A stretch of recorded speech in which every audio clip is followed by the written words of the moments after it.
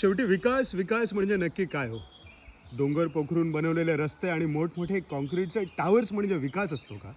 आणि मग या सगळ्यापासून दूर राहणारी गावातली माणसं जर आपल्याला मागास वाटत असतील ना, तर ऐका, वायनाडमधल्या एका पावसात करोडो रुपये खर्च करून बांधलेले ब्रिज पत्त्यासारखे कोसळले होते. पण मेघालयातल्या खासी आदिवासी कम्युनिटींनी झाडांच्या जिवंत मुळांपासून बनवलेले साकव लिव्हिंग रूट ब्रिजेस हजारो वर्षांपासून उभे आहेत. मग सांगा, खरे विकसित कोण?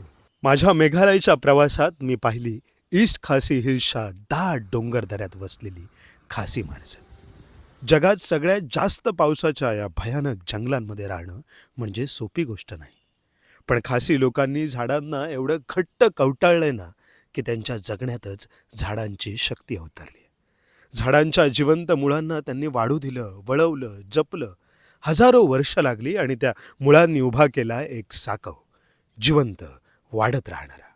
ज्यांच्या विकासाचा वेग झाडांसारखा असतो ना, ती माणसं काळाशीही जुळतात, शाश्वत जगतात, निसर्ग जपतात. आपण स्वतःला आधुनिक समजतो, स्त्री पुरुष समानतेच्या गप्पा झोडतो. पण खासी संस्कृती आधीपासूनच स्त्रीप्रधान आहे. आता इथे मान्सूनचे वेध लागलेत, मिरगाचे बाजार भरलेत, हवा ओली चिंब झाली आहे आणि खासी लोकांचं जीवन नदीच्या प्रवाहासारखं वाहत आहे. त्यांच्या जगण्याचा सुगंध माझ्यात दरवळतोय आणि माझ्यातला रान माणूस जागा होतोय.